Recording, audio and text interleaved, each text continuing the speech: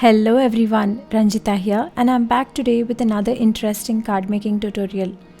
Today I'm going to demonstrate how you can make a reverse easel card. This is very similar and is the same card fold like an easel card but just with a little variation. I hope you will like this tutorial. Let's quickly check out the video. So firstly, I'm starting with a rectangular base. Here my card measures 8 inches by 4 inches. You can take whatever measurements you are comfortable with. The card can be as big or as small as you want. Then I folded this rectangular piece into half. Then again I'm folding it into another half. So this is the card fold you follow for your easel card. This is a very common card fold which can be turned into many different cards. So for today I am showing you a variation in this fold called the reverse easel card. So instead of folding it that way, I am taking this smaller fold here and folding it in the reverse.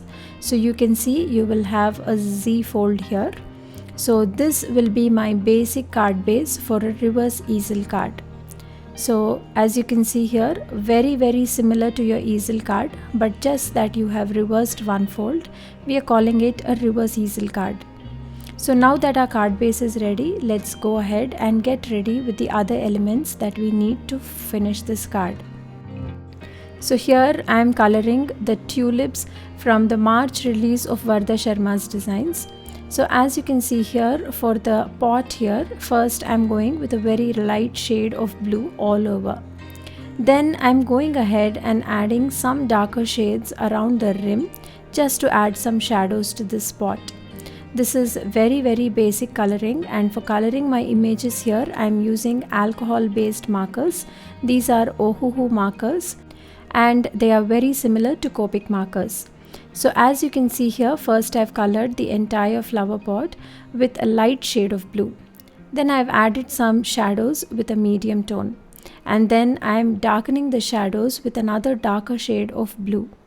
So once I am happy with the shadows, I'm going ahead and taking the lightest shade again and blending everything together. I'm doing very simple and basic coloring here. Once I'm done with the pot, I'm going ahead and coloring the leaves. Since this image is very small, it is hard to explain the details, but I'm just adding shadows here and there with a darker shade of green on my leaves. Once I'm done with the leaves, I'm going ahead and coloring the flowers and flower buds. So as you can see here, I'm taking shades of pink and yellow and filling in my flowers. I wanted the tips to be a little yellowish and the base of the bud to be pinkish.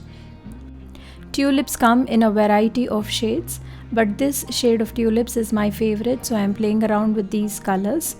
So here you can see very simple coloring. I'm just blending two shades, yellow and pink.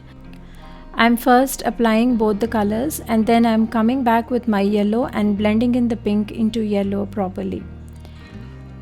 At the base of the buds, I'm adding a darker shade of pink here just to bring in a little more shadows and make these flowers more vibrant. I'm blending everything together and my beautiful flowers are ready to go onto the card. Once we are done coloring the image, I will go ahead and fussy cut this image and then we will put the card together. My image is fussy cut here, and I also have a small card panel that matches the cardstock and it measures 3.5 inches by 3.5 inches. A piece of pattern paper that measures 3.75 inches square and another piece that measures 1.75 by 3.75 inches. So now that all our elements are ready, I am quickly adding a little adhesive to my pattern paper and adhering it to the card base here. I am also adding this small strip and matting it onto my cardstock here. I am showing you a very simple card here. However, you can embellish your card and make it as beautiful as you want and add in as many elements as you want onto your card. I've added my fussy cut image with some double-sided foam adhesive onto the scallop square, and then now I'm adhering the scallop square onto this easel here with some liquid adhesive. So that's it, our card is almost ready. Now that our reverse easel is ready, we need to have a stopper to hold this easel in place. And for that, I have printed out a sentiment from the same March release of Vardha Sharma Digital Images, and then I am matting it onto some blue cardstock so that it matches with my card base. And then I am adding some double-sided foam adhesive and placing it here as a stopper so that it would hold my easel in place.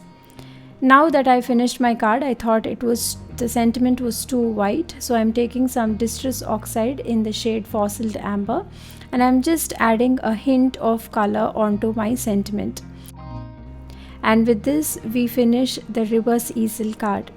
A very simple, easy card folding technique. This instantly adds so much interest to just a plain card. I hope you like this tutorial and you will also give this card fold a try.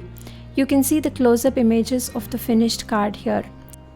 Just a simple variant to the regular easel card.